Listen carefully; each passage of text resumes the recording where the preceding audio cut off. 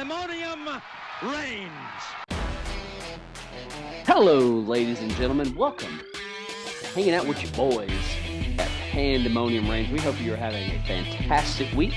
It is Friday, 1 o'clock at the time of this recording, so maybe you'll catch us on the way home from work. Maybe you'll catch us on the way to the gym tomorrow. Wherever you catch us, thanks for letting us tickle your ears. We got some good stuff for you today. I'm Dan. He's Mike. Mike, tell the people what we're talking about today. We're going to talk about a certain someone. Braden Gall put out a quarterback list, and we got some talking points about that. We'll give you a quick rundown of the list here in just a moment. And then, perhaps we'll maybe say where we would have had those guys, things like that, because it's controversial to me and Dan, and probably most of you, frankly. And then we're going to talk about some events that could have changed the course of college football history. This will be Dan's specialty. I'm going to try to sit here and think and rack my brain and think of something that didn't happen in Tennessee outside of Tennessee with my goggles on. And then we've got our opinions on the coordinator hires at Alabama. We're going to give you our thoughts on this beautiful Super Bowl that's coming. I'm jacked for the Super Bowl. Let me get that out there. There's no lose for me unless I lose a bet or something like that. There's no lose in the outcome of the game unless it's a runaway. And we're going to finish. We're going to save the least for last. You like that? And talk about Tennessee basketball. The least for last. Oh, I see what you did there. Because I know how you feel about them right now. Yeah. We got some opinions. We got some stuff. And I just want to go ahead and give the people a forewarning here. I got the sniffles. I feel fine, but I will be going on mute a lot, which I just did right there. So let's talk about this Braden Gall guy. Who are you? And I just want to kind of like what Michael just said, go ahead and toss this out there. I have some discrepancies. I have some issues. Michael does too. This might be one of the more ridiculous lists I've ever seen in my life, but we're going to restructure this thing. We're going to rebuild it. We're going to show Braden Gall, however you say his last name, how it's done. Okay. How do you want to do this? You want to start from top to bottom to top? You want to start with his discrepancies? I like bottom to top on this. Let's start at the bottom and then we'll get here. If you know what I mean. Okay. So he 14-1, worst to best. His worst quarterback returning in the conference is Brady Cook. And how do I say this? I already have a bit of an issue with spot 14. Same. And we're going to have to pick, I guess, reveal a little bit of what's going on in the middle of this list, because my first question is, are you basing this off of what you think, what they have done? I just don't know what your logic is, because it's so scatterbrained. Did he allude to any kind of that on when he structured this thing? Honestly, here's the disclaimer that I actually do need to give for this is I have simply seen this list. I have not heard the explanations. I've not looked. He runs podcasts. He does spots on other shows. I've missed those portions. So there's context that I'm missing here, and I don't know that there's context that can make it better for me. Let me also add that. So I'm missing the context. I'm assuming you are as well. Many of you may have come across this list if you are as invested as we usually are in the sport. Yeah. And that's why we think it's a hot take. It's littered with potential hot takes and discrepancies. So yeah, Brady Cook got a lot of buzz this year. I mean, he was not the reason that Missouri underperformed or has not built upon Drinkwitz's start at Missouri. He was not the reason. He's also, I don't even think if you want to talk about who these guys were coming into their schools, he was not the highest rated prospect, I don't believe. Of course, the guys above him may have been younger. And let's also mention that there will be a battle there. Jake Garcia went to Missouri from Miami. So again, maybe these are things that were mentioned if you dive into the full context, but the list to me is so, again, littered with potential talking points that you don't necessarily need all the context on these. Yeah, and you're talking about the quarterback battle going on in Missouri. They've got a freshman coming in who I believe, or he might already be there. I believe he was Travis Hunter's quarterback out of wherever. I want to say Grayson, but that's not right. Anyway, where's 21? Sticks out like a sore thumb because of that jersey number, but Yep. he should be pushing for time as well. But I don't have Brady Cook last, and it's simply because you've got. And I'm going to allude to this without giving it away. You've simply got dudes that are going to be starting for the first time in this conference next season, and I don't know how you have these guys ranked so high because Exactly. you must be going off potential. Mhm. I would move Brady Cook up. 13 also brings some questions. You could really go either way on this. They got Graham Mertz, who's going to be more than likely, still not confirmed or Yeah. solidified, the starting quarterback in Gainesville, Florida, for the Yeah. Gators. What? I don't get that one either. I don't either. I mean, there again, like you alluded to, going to be a battle up until I would say even game 1 and 2 could be auditions for these guys. Mertz, Miller, whoever else is around town in Gainesville. I mean, there's going to be some audition time, not to mention a million practices, spring ball, fall practice. There's so much time. And I just don't know, man. There's probably a few guys that we'll get to that I would put Mertz ahead of.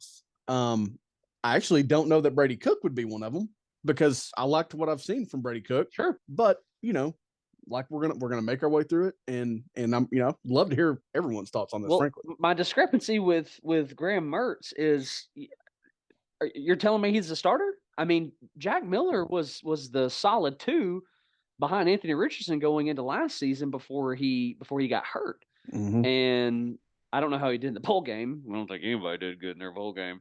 But same. at this point, of course, I don't follow Florida all that closely. But if I had to say, I would say Jack Miller's probably the guy as of right now. And in spring, it's going to be his job to lose. I mean, Mertz is going to be in an uphill battle. I don't even know how you could say that he's the guy going forward. Exactly, I'm with that completely. 12th, down in the plains, cow country, Auburn, Robbie Ashford. I have an issue with this because I think Robbie Ashford's lack of success, I guess, or however you want to word that, not living up to full potential. 2 words, Brian Harsin. I mean, Brian Harsin, even when you fired Brian Harsin, you had a guy that had certainly never been a head coach before.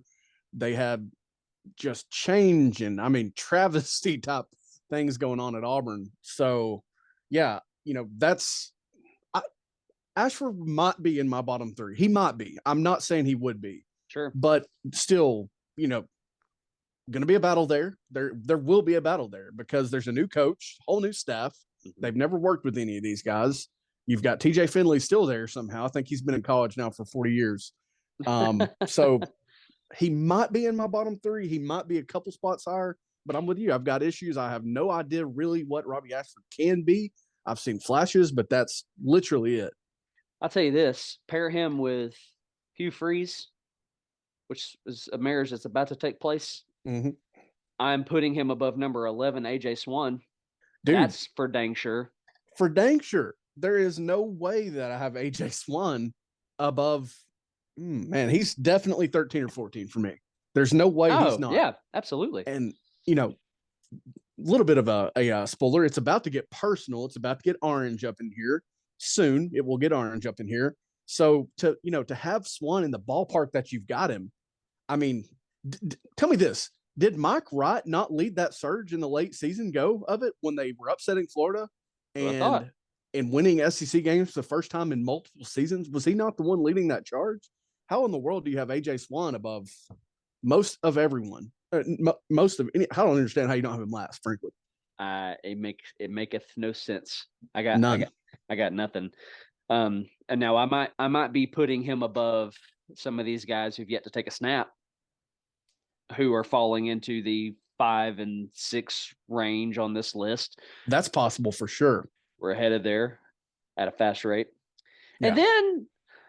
And then at number 10, just an inch above AJ Swan, sits Joe Milton. Yeah, Joe Milton. looking at the rest of this list, has as much or more experience than 3-4 of these guys on the list. And the dude closed. Listen, I'm taking the goggles off. He closed 2022 out playing the best ball he's ever played in college. I mean, doing things consistently that he's never done before. The Orange Bowl being a great one-game example. Yes, he's got stuff to prove.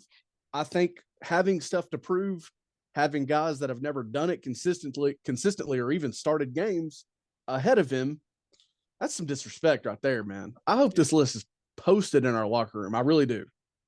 Yeah, that doesn't make any sense to me because AJ Swan and Joe Milton took about the same amount of snaps. And so I guess the best way to look at this, let me scratch what I just said. Are you telling me that Milton is only better than Swan, Ashford, Mertz, and Cook? Is that what you're telling me? That's what this list says to me, unless there is, again, not to go back to the context for too long, unless there are massive, enormous craters of context that we're just missing. Sure. That's what you're saying. Let's say this list is based off their potential. Let's say that. Their ceiling. You're going to put guys, because you've got guys who've never taken a snap at 5 and 6. Yeah. Okay. They have not done this. You're telling me a guy who did what he did in the Orange Bowl against a really good Clemson defense sits at 10 best in this conference? And we'll get to this, but I'm just going to go ahead and say this now. What will it say about the scouts, the media bums who are all over Richardson, all over Will Levis, if Milton comes out and has a good 2 to 3 game stretch to start 2023, does he not deserve to be talked about like a top 5 pick based on what Will Levis and Anthony Richardson were? I mean, is he not got the body type of Josh Allen? I'm asking. I'm not saying. I'm asking. What are we doing? Braden Gall, I got nothing for this guy. I don't know. And if, again, I think we've said how many times how ridiculous the hype on those guys is, or are rather, but Milton has the strongest arm in the SEC in the country. He can throw the ball a country mile. So it's not potential, I don't believe. I don't know. And he showed vast improvements in that Orange Bowl. So every time he took every snap, almost every game, Vanderbilt being a mild exclusion because of the weather, he showed improvement this year all the way around. Absolutely. And Michael will attest to this. I'm the first one that's still kind of skeptical on Joe Milton. Like I'm going to need to see it for a few games next year before I'm going, okay, cool. I'm in. Let's go. Let's ride. Yeah. Not saying that he's not our best option, because I believe he is. Yeah. But he's just getting a lot of praise. So I just don't understand what this list is based off, because if it is potential, how do you have Milton at 10? And if if it's what you've achieved, how do you have Milton at 10 against dudes who've never taken a snap? So I don't get this at all. Number 9, I hate this one. I hate it. Makes me want to vomit. But I would say, as of right now, if we're just going off pure quarterback talent, abilities, all those things, I think he's too low. Spencer Rattler. Yeah, I agree. Too low. And with this one, it's like he's so low for me. Just looking at the list, he's that low because of the turnovers, because of the inconsistencies, the completion percentage.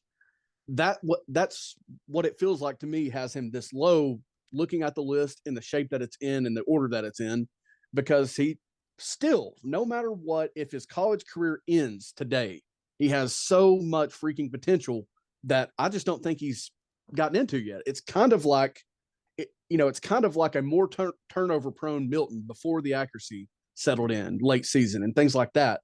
I think Rattler truly does have all the potential in the world. I'm not as big as fan or believer, but I mean, he's got all the tools and ability. You mentioned the turnovers and stuff like that. What would a South Carolina fan, I'm going to put you on the spot right here, what would a South Carolina fan say to that? I think you know that. I think you can answer this well. Oh, I know what they would say. They would say Marcus Satterfield played, player usage, whether it's Jaheim Bell or some of those guys, play calling. That's exactly what they would say. And there's an argument there. Yeah, absolutely. There's an argument there. I mean, they have 8-4 was an underperformance for them based on the talent that they had and the schedule that they had in 2022. So it'll be interesting to see, because they've got a just gauntlet to start the season, and they've got a cakewalk the rest of the way until Clemson. So it'll be interesting to see what they do. And I'll be looking at Spencer Rattler. for sure. But, he has not lived up yet. So I think that's what keeps him down there in that bottom half. Yeah. Yeah. South Carolina is going to be an interesting conversation going into the 23 season because they lost a lot. That schedule is going to be brutal. It will be fun to rapid fire their schedule at some point. It will. Let's not do it today, but it will be fun because I need a minute to think on it. I don't want to rapid fire it yet. Loss. There, I just did it. Boom. 8. Okay. Interesting. I don't hate this. He's a more proven quarterback, but he's come from, I guess you could say quarterback guru, offensive guru, but that offense just disappeared at some point in this last season. Spencer Sanders sits at number 8. Let's do this together. Let's pair this with spot number 7 and Connor Weigman, because I don't get that. How do you put him above Sanders? Are you talking about what you think they're going to do this year? That makes no sense to me. I like Spencer Sanders. If we're just looking at 7-8, I've got Sanders above Weigman or Weigman or however you say it. 100%, dude. There is no question in my mind. Weigman would probably have gotten a huge bit of disrespect, or me tuning out Texas A&M after a certain point of the season when when the losses started piling. He is falling. I mean, any quarterback involved there is falling on this list for me. So, yeah, I think he needs to be down more. Weigman at least needs to be below Joe Milton and Spencer Rattler. I mean, what are we doing? Yeah. So, yeah, I'm good with that. I like Spencer Sanders. Part of that is in my mind because of Lane Kiffin is going to use him the right way. Let's also not ignore that there's going to be a battle at the Grove there in Ole Miss.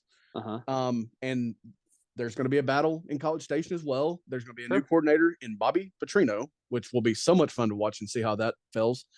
But yeah, I don't know how you have Weigman above Sanders, Rattler, Milton. I mean, I really don't. But yeah, I'm good at you. At least flip those at a minimum. How do you have somebody like him above a guy who started all year in Spencer or in Spencer Rattler? Sorry, I realized we have two Spencers in this conference now. Wow. How do you have him above Spencer Rattler? How do you have him above Joe Milton? How do you have him above Robbie Ashford? That doesn't make any sense. That 7 spot doesn't make a lick of sense to me. He was good for 896 yards on the season, 8 scores, no picks. But did he get hurt? Am I missing something here? He did battle some injuries, and I think, that was part of their issue, is their decision at who was playing the position at various times was part of the issues, I believe, of 2022. But, and I do think there were some injuries, some time that he missed with injuries. There had to be with the low numbers there. And it is impressive that the young guy didn't throw any picks, but he's not getting the 7 spot for me based on that. I tell you this, I'm going to say this. As long as Jimbo Fisher is his position coach, I'm not a believer. I'm not. I'm with you. I am selling that stock. Get it out. Yeah. Absolutely. I think we've said this before. Jimbo, I think, has to have the elite guy. He has to have it. And Jameis Winston was elite. He was generational. Perfect for college is what he was. Yep. So that makes no sense. It continues to not make sense. Sitting at number 6, Ty freaking Simpson. Are you kidding me? Are you joking? He wasn't. Okay. Let me put it like this. Now, I'm not saying that everything I'm about to say doesn't say that. I'm not saying that Ty Simpson is going to be bad or that he's not going to be, a solid quarterback going into in the future of this conference. But he didn't beat out Jalen Milroe. Yeah. And listen, I just want to go ahead and rip the Band-Aid the rest of the way off for this truly ridiculous portion. Is you got Carson Beck a spot ahead of him at 5. And I do understand that he played a lot more than a lot of these guys that we're talking about, the young guys, because of Georgia's blowouts and things like that. I understand he got time and he looked good in that time. We've seen guys do that before and then fall on their face when it's time for them to start. We've seen it happen here at Tennessee. We've seen it happen across the nation. It happens. So Beck is a little too high, probably a couple, 3-4 spots at minimum. Ty Simpson is potentially 7-8 spots too high. I mean, how many times in the past, if you're Mac Jones, you're Tua, Jalen Hurts. If those guys get hurt, would Ty Simpson have played over the other backup at that time?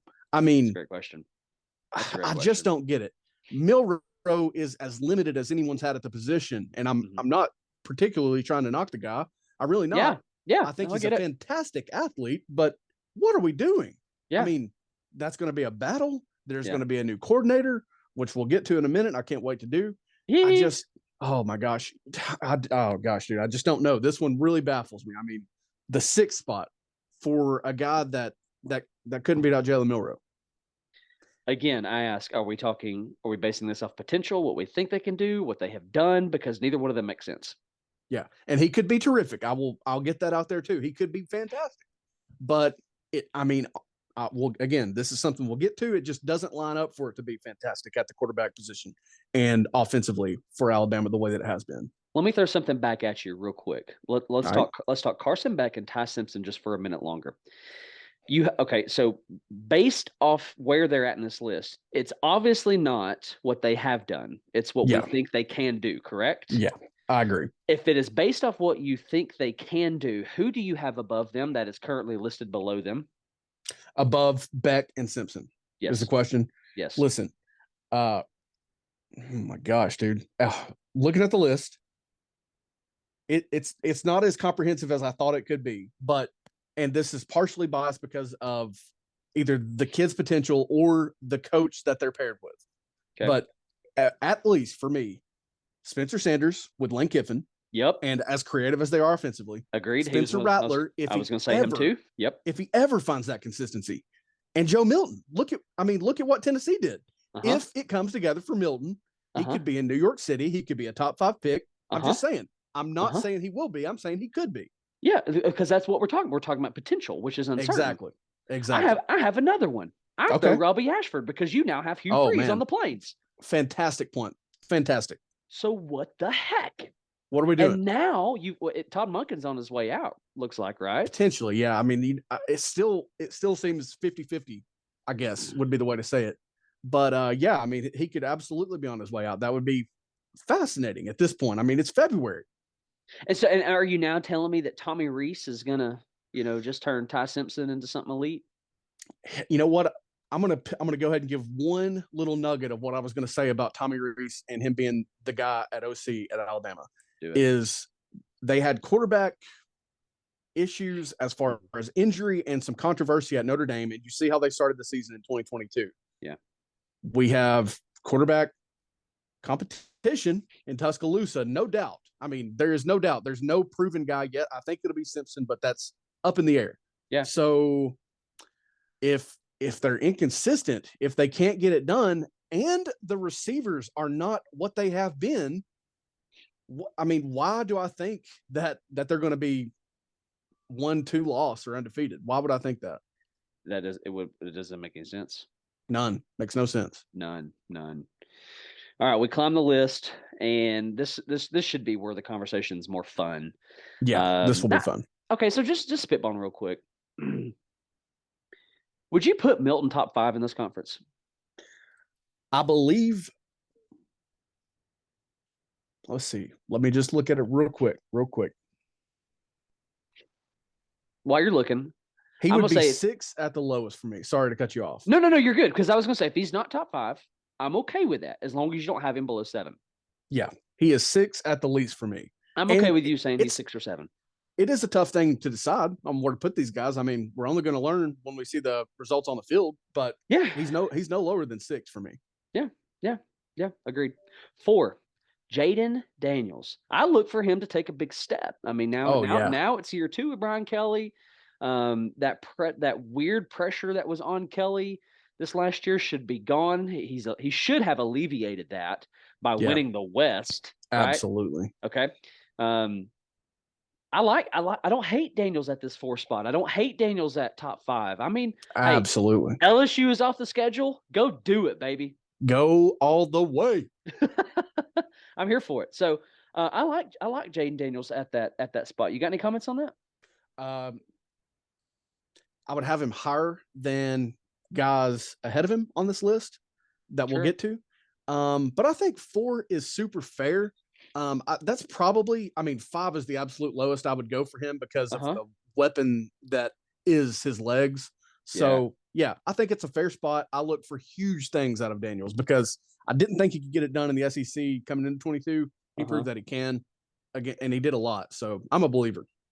Prove that he can. I'm trying to get his stats pulled up here real quick. Let's see if I can't find this just from last year. Kid threw for 2,900 yards, 17 scores, and only 3 picks. I would like to see that touchdown number jump a little bit, but man, only 3 picks. And he Yeah. ran for 885. Oh man, I was thinking that was actually a little bit higher, but still, that is unbelievable. I mean, really, he kept them in games and won them games sometimes with his legs. So Yeah, that's amazing. yeah. So with that, man, I'm like you. I could afford to have him higher. I don't hate that at all. Absolutely. Yeah. 3. I need to not see this through orange goggles. Same. I liked this kid until he picked this transfer destination. Devin Leary, NC State transfer, finds his way home to Lexington, Kentucky, marrying, sistering up with Mr. Stoops. Liam Cohen coming back. Liam Cohen, yeah. I don't like him above Daniels. No, absolutely not. At this moment, I don't like it. I think his potential is there. He's got a pretty dang proven track record. Seems like a winner. I really wanted this kid in Auburn. I really wanted him in Auburn. He seemed to fit that freeze. You know, I felt like they would have had a good relationship. He'd have fit that, you know, that style of quarterback in Auburn. I like that, even though I'm tickled that Ashford seems like he's going to get, you know, the shot at this. Yeah. But have we not seen this with the Kentucky quarterback and Stoops before? Like the Patrick Tolles and the touchdown Timmy or whatever his name was. You know what I'm talking about? I do. Yeah. I can't think of the name, but and it just kind of like this position just kind of like it gets a lot of buzz and then it just kind of ends in disappointment, it seems like. And I'm gonna be super jaded about that position for Kentucky until someone steps up there and doesn't, you know, do exactly what these guys have done. So my question is that we'll get to all offseason long when we preview Kentucky for sure. But what are they? What is Liam Cohen? What is a Kentucky quarterback without Wan'Dale Robinson? Because it was very bad in the year that they lost him in 2023. And, you know, can Liam Cohen figure it out without a weapon like that? I think the running game is going to take a small hit because not only did their offensive line pan out in the way that they recruited it, because that was actually pretty nice. They're losing running backs. They have lost some transfers along the offensive line. What can they do to set up Devin Leary without those things? Now, they do have 2 young stud receivers that if they pan out will be fine. So maybe top 6 and 7 is where I would go, but 3 is high. As of this list, as far as this list goes, I would just be swapping Leary and Daniels, I think. Okay. Yeah, I mean, that's fair. I think Leary is the top 5 quarterback in this conference. He should be. He should be. And he can make the case for top 3. Yeah, he can. He absolutely can. But go ahead and solidifying him there, I just nope. I don't know. Nope. If it was if the production and the stats and all that were solely dependent on the quarterback position and not the offense coordinator and not relying on the offensive line to do their job and not relying on receivers to catch the ball and all these different variables that this football game brings, then okay, cool. But that's not the case, right? Exactly. And until this, and it's almost like they have a curse at this position. Until they can get that figured out. Absolutely. I'm with you. We had Jarrett Guarantano. I thought we were cursed. Moving on. Does Guarantano make the top 14? Kidding. We're not doing to do that. This one's interesting. Second best quarterback in this conference, Will Rogers. Man, dude's been here longer than freaking Hunter Renfrow at Clemson. Good Lord. Yeah, absolutely. Also a guy that I think is probably, man, based on what they've done, around that 5 spot, no lower than 6 for me. I'm not as high on him as I was because of what they did offensively, because rest in peace, Mike Leach. Yeah. A lot of changes there. They have lost every receiver that made any type of contribution. Yeah. And I know this is about the quarterbacks and not the receivers, but as my iPad falls over, that was awesome. Gosh, I hope you're watching on YouTube for that. Wow. But yeah, I mean, it's going to take me some time to put my belief back in Will Rogers, and Yeah. I would have him lower for sure. Yeah, you made a great point with the receivers they lost in the portal. You lost the genius, offensive genius that is Mike Leach. You hired the head coach. You hired a defensive guy. Who is your offense coordinator? I don't know his name. I don't even know if they've filled the position. Couldn't they tell have you. their staff is complete, but I still don't know, to tell you the truth. So it's unfortunate for Will Rogers. I like this kid. Yeah. If Leach was, man, still here with us, then I might have him 1. But in this case, 2 is just way too high. Yeah, it's a couple 3, 4 spots high for me for sure. Yeah. Now 1 also here, it doesn't make a lot of sense for me either, because I think what I would do in this situation is I would probably have in my top 4 Leary, Daniels, Sanders, Rattler, Milton, honorable mention, Ashford. Yeah. Okay. Ooh, wow, that's super high for Ashford. Yeah. I like Hugh Freeze as a play Oh, caller. I do too. Yeah. He should take leaps and bounds this year. I mean, look what he did with Malik Willis, and yeah. I mean, okay. But KJ Jefferson, I don't know that I wouldn't have him outside the top 5. I just don't know that I trust him right now. Yeah. At this point, with the letdown that was Arkansas football last year. Not saying it's on him. Not saying that. Yeah, absolutely. But there's something going on there, and I like him. I think he has all the abilities. I mean, he's massive. He can run. I just kind of come back to what are you basing this list off of? I mean, because if you're saying who's the best dual threat in this list, oh, okay, I'll take KJ Jefferson. Yeah. All right, cool. Mm-hmm. Passer, I don't know. Yeah. I mean, who do you got coming back? Hazelwood. Dude, he's got to be getting up there in eligibility. I mean, that's a good point. Well, he'll be back, but I just don't know who else you have. They lose their one of their go-to tight ends, Trey Knox. I mean, him. He's gone. Yeah. So there's just I don't have the trust in Arkansas to to believe in KJ Jefferson's comeback right now, because I would say he would be like a comeback guy for me if he has a big 2023 because of how not good 2022 was. So yeah, I mean, he's in my top. He's around 6. Exactly. Yeah, exactly. So let's do this. Go ahead and give me your top 5 seasons unfair. Give me your top 6. Top 6. Go ahead and give it to me in order. And for the last 12 guys, I've said they would be in my top 6. So in order, I've got 13 guys in my top 6. 1A, 1B, 2A, 2B. I can't bring myself to put any of these guys that haven't done it consistently up there. So that's your disclaimer if you're listening to this. I just can't do that. Let's base it off what they've done. Yeah, returning guys that have played. Yeah. All right, my top 6. Boy, I can't believe I'm about to do this. Number 1, I think it's Jaden Daniels for me. Me based too. on what he did. Me too. How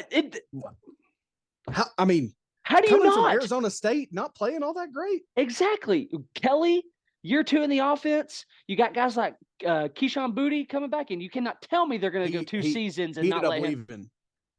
Oh, dang it. Now I feel like an idiot. But shut down the podcast. But think about what they did without much from him to start the season. So, yeah. Okay. They've already done it without him at times. So he's my number 1 is Jaden Daniels. Agreed. That's Agreed. Really not even much of a negotiable for me. Agreed. Jaden Daniels. It's tough, isn't it? This is tough. But it's not struck. This is not the right order. What I'm looking at. Yeah. If we're gonna go, man,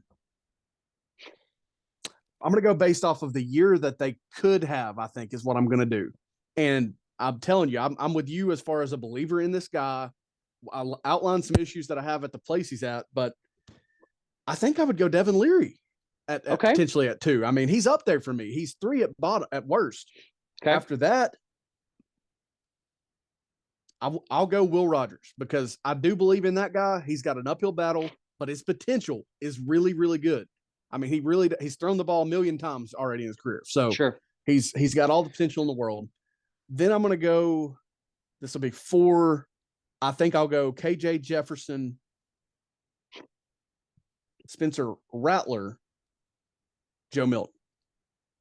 Okay. 6. Oh, I thought that was 6. Sorry. Okay, Joe Milton 6 for you. Yep, Joe Milton 6 for me. All right. Well, I'm spot on with you. Number 1, Jaden Daniels. That's crystal clear to me. Dude, yeah. Anything else right there just doesn't make a lick of sense to me. Yeah. 2 spot is a little iffy for me. Yeah. I want to go Spencer Sanders, but I'm not, simply based on the fact that I would be basing it off potential, and he might not even win the job. That's true. Yeah. Okay. I like Rattler's upside, but that's what got him in my list. There's some questions surrounding him, all these things. So based off all these different scenarios, I'm going Joe Milton number 2. I like it. I just couldn't do it because of the long-term belief yet, but I like it. Sure. And you know me, I'm still a skeptic on him. Yeah, like absolutely. I need to see it. But here's what I like. This is year 3 in this offense. You hired a guy as offense coordinator who knows the offense, right? He's familiar with these receivers. He's comfortable with, there's just a lot of fact, and our schedule is very favorable. Yeah, it is. Okay. Yeah. 3, I'm going to go KJ. All right.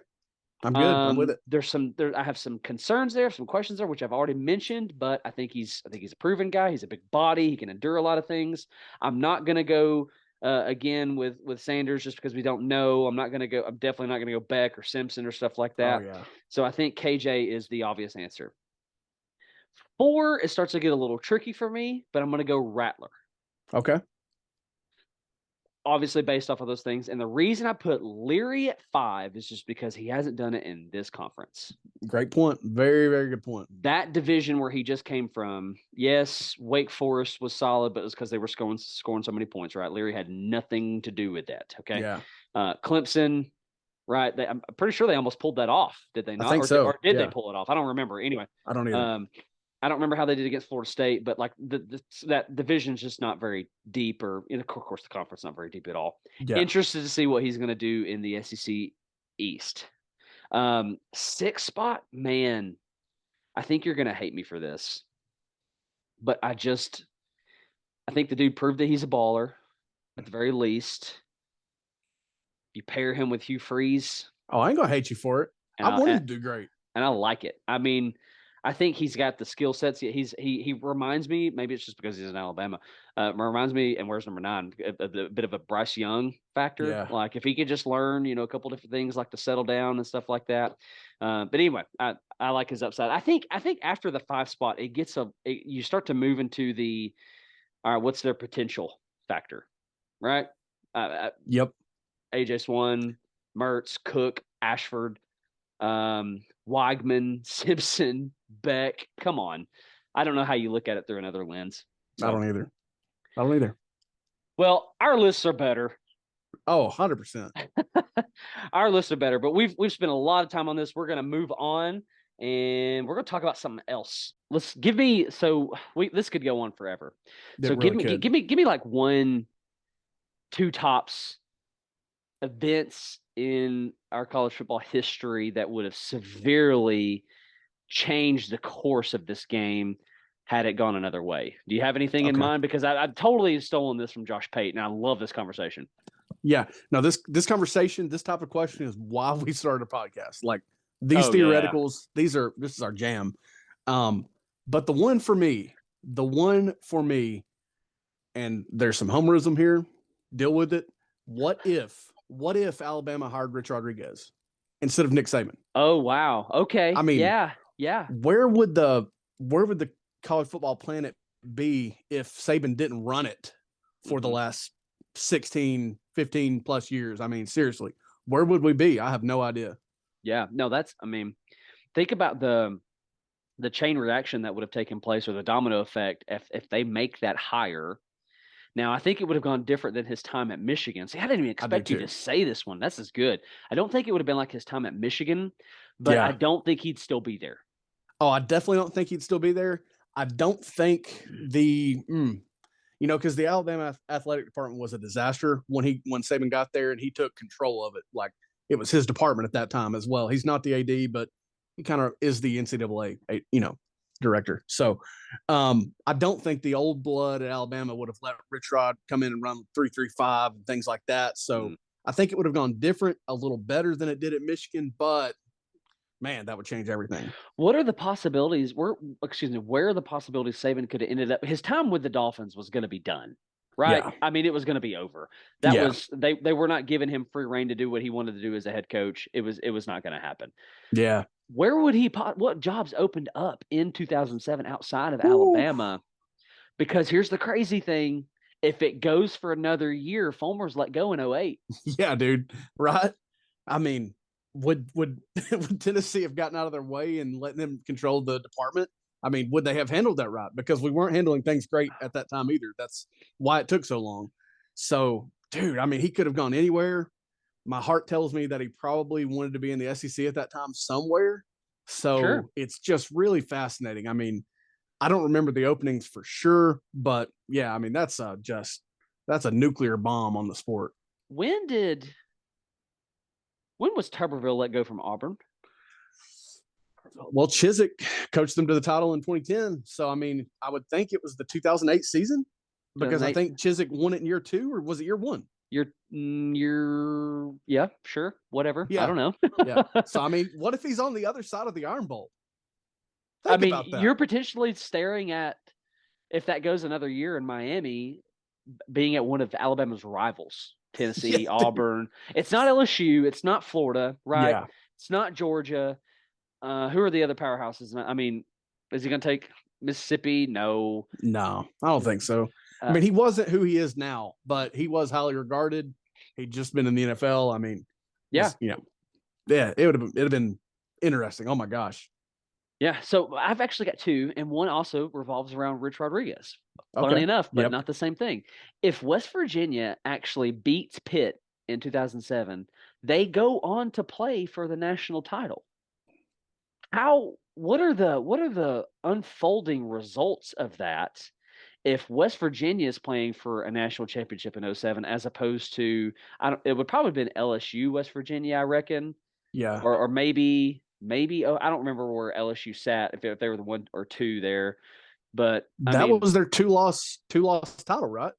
Is that right?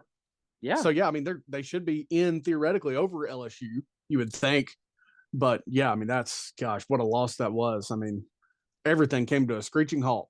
Yeah, everything. I think at that point, if Rich Rodriguez is playing for it, I like his chances because you had Pat White. You had Steve Slayton. You had dudes that were going to create problems. They just wet the bed against Pitt, right? And was that the year that they went on to play Georgia in the Sugar Bowl? Was that year? I believe it was. I really do think it was. Okay.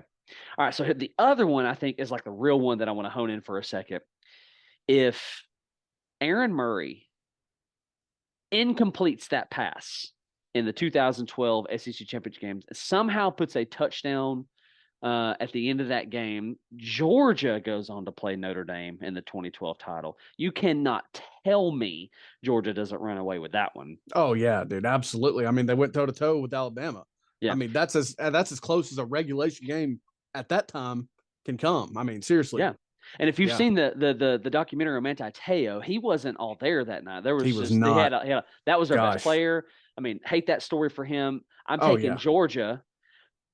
So now, you've got how does this unfold for the rest of Mark Richt's tenure? Are they going to look at Mark Richt in 2016 and say, you know what, man, I don't know that you're the guy. You haven't done it. Oh, but you have done it. You did it in 2012. You defeated a monster. You're taking one title away from Alabama. I mean, the recruiting is going to pick up for Georgia, and they were already recruiting well. Mark Richt has now done it. He has done the thing. Yeah.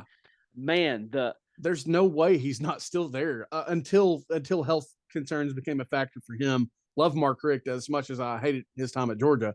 But yeah, I mean, dude, there's no way they are firing that guy unless, again, the health issues came up, things like that. He leaves on his own terms. The guy that broke the streak that was around 35 years at that time.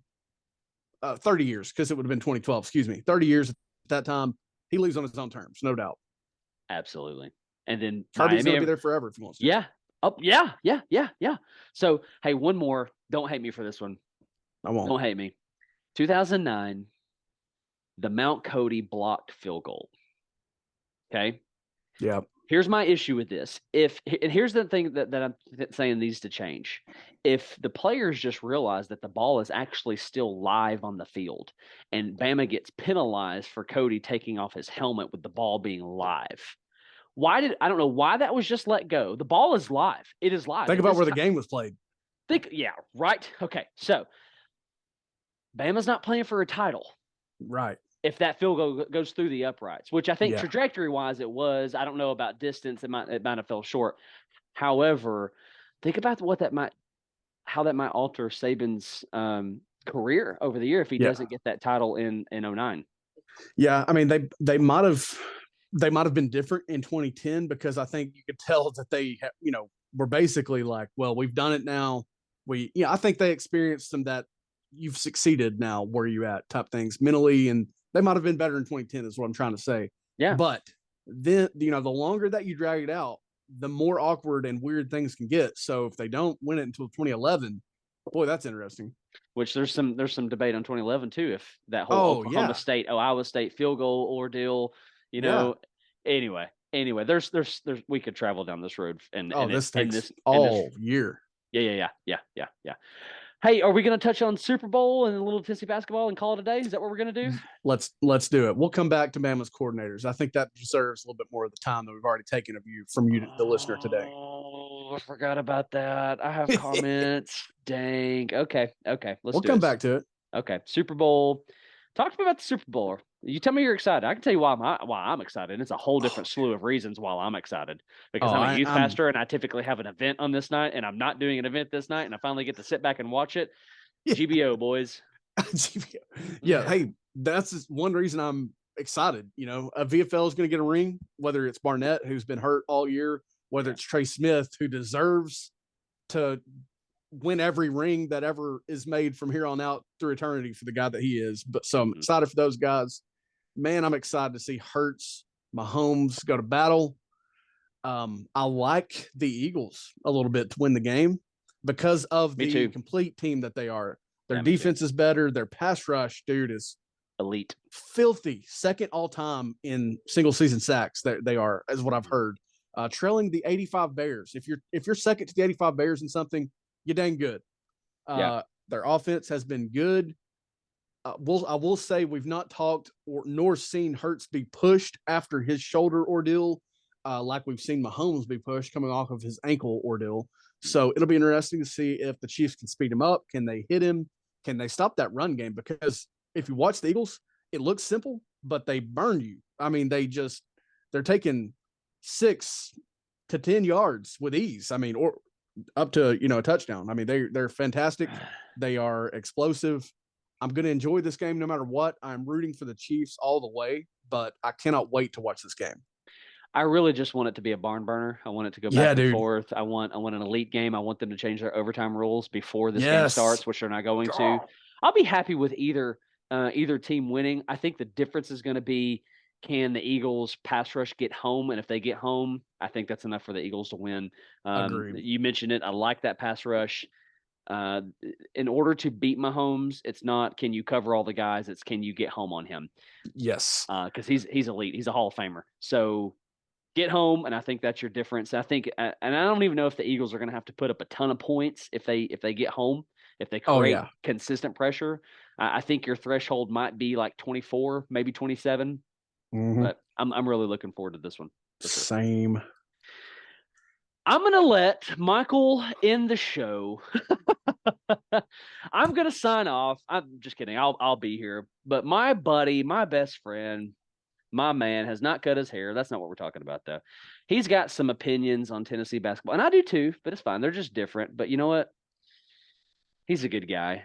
Y'all don't be mad at him because he's mad at Rick Barnes. Man, talk to me about Tennessee basketball. Listen, we broke the seal and we talked about Tennessee basketball, something we hadn't done until our last show, coming off of the Texas win, And then they go down to Gainesville against a team that's in the same shape further into the season that Kentucky was in when they beat you on Chris freaking Lofton Day. And you just drop a stinker. You take the lead with 10 minutes left, and then where is your heart? Where is that dog at? You battled all game long. You built up a lead with 6 minutes left, or I'm sorry, 10 minutes left, a 6-point lead. That's where the confusion is for this dyslexic man. And then you crumble. No big deal. You know, you're not going to go perfect. You're going to lose games. It's college basketball. You play 40 games a year if you make the tournament at minimum. And you score in the 40s against Auburn. And I'm not so sure that the defense, because it's also taking a step back. Tennessee's elite defense, and I'm giving it credit here. I'm not making fun of it. It is elite. The metrics show it is. The opponents and their shooting percentages and their scores show that it is. It is an elite defense. But I'm not convinced that the defense is what held Auburn in the 40s. I think Auburn largely held Auburn in the 40s. You got Wendell Green, who has never seen a shot on his side of half court that he doesn't like. Who, I mean, you got Pearl, who also believes that there is no bad shot. If you're not heavily guarded, then shoot it. That's his belief now. I think that Auburn beat Auburn as much as anything else. Here's my quick take on the controversy at the end of the game. Yes, it was a foul. Wendell Green had already been called for flopping. He wrapped his arms around Olivier Camwell like he was the fire pole and he was going to put out a fire to keep it clean. You don't get that call in that scenario if you do those things. It was a foul, I think, even though Olivier was straight up and down. I think it was a foul because he didn't. In today's world of basketball, it is.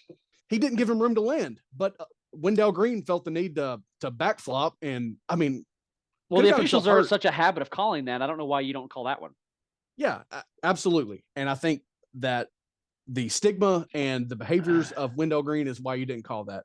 Bruce Pearl, still a hated man in this sport for his actions 2 decades ago, before Tennessee even. So that's why you didn't get that call. You deserve that call, but you then had to make all 3 free throws to get it to overtime. Not sure they could have done that. I'm just saying. Okay, let's fast forward to Vanderbilt. Memorial Magic. I'm going to call it Memorial Garbage because that place sucks. Everybody goes in there and has games like that at some point or another. Tennessee has 1 win in that place in about 5 or 6 games as a top 10 team. 1 win, and it's 2019. Grant and Admiral barely getting it done. I'll add. I remember that. All right. I don't think Tennessee is a top 10 team, but because they were at the time of the game, they're obviously not going to be when the rankings come out. That was a horrid loss. Yeah. Tennessee's overrated. Okay. The bad thing is for Tennessee is the schedule is backloaded. You've got another game with Auburn coming. You've got Alabama at home, followed by Kentucky at Rupp. And then you've got teams like Arkansas. You've got Missouri on Saturday, who's having a fantastic year, who is one game worse than you overall record. You can't tell me that's going to be a cakewalk at all. Yeah, if your offense doesn't show up, if your defense has another off game, you're going to lose that game at home to Missouri. I have no doubt in my mind. I want to go back, though. What I ultimately want to get to is that I still maintain this thought. You do not fire Rick Barnes. I think you do start hoping that retirement is on the horizon for him because these trends are just they're old to me. They're old. Sure. Again, you don't go out of your way to fire him, but I do trust Danny White, the guy that found Nate Oates at Buffalo, the guy who's made other hires before his time at Tennessee. I will say the only guy he's hired at Tennessee that anybody knows is Josh Heupel, which has worked great. You play your cards here soon because these trends are getting old. It is okay to want more. It's not okay to think that you're going to, fall upward into Kirby Smart like Georgia did in football. Yeah. But it is okay to want more. These trends are very old and tired, and it has got to get better. I mean, I think that's a fair argument because we now know under Rick Barnes what the ceiling actually is for Tennessee basketball, and it's higher than I think we all thought. Yep. But this is the way that we kind of keep getting let down. So totally understandable. And I'm an endorser of Barnes. Yeah. And I was on that fire Rick Barnes thing earlier in a moment of heat, and I'm not there anymore. But I'm saying that it's okay to want more. This team could still go a long freaking way. Absolutely. They could. I have zero expectation for them in the tournament. None. They could lose in the first round. They could go all the way. They have the pieces to do it because it's also a really down year. And that's why it's okay to expect more because there is no Duke. There is no North Carolina. There Yeah. barely is a Kansas. And frankly, you've already beaten them. Not that you would do it again, but it's okay to want more. Not the way Kansas is playing now. Yeah. Uh-uh. It's ridiculous, just ridiculous for these trends to continue, for the offense to suck, for free throws to be missed and get you beat, for free throw attempts to be so down because you're not aggressive. It's just, these trends are exhausted. I'm sorry. I'm again not calling for Rick Barnes, but something's got to change. Really, something has to. And I think that's fair. Well, you know what? You did a fine job right there, my man. So here's what I'm going to do. I'm Dan. Hope y'all have a fantastic day. Mike, sign us off, pal. We love you guys. Thank you for letting us tickle thine ears. We hope that you check it out. We hope that you hit us up. Tell us what you're thinking. Hit us up on socials, Instagram, Twitter, Facebook. Pandemonium Do your thing. Reigns. Tell your friends about it. Hit all the buttons, every button on your screen. I want you to press it simultaneously. Do it simultaneously. Not really. We love you guys. Thank you for checking it out.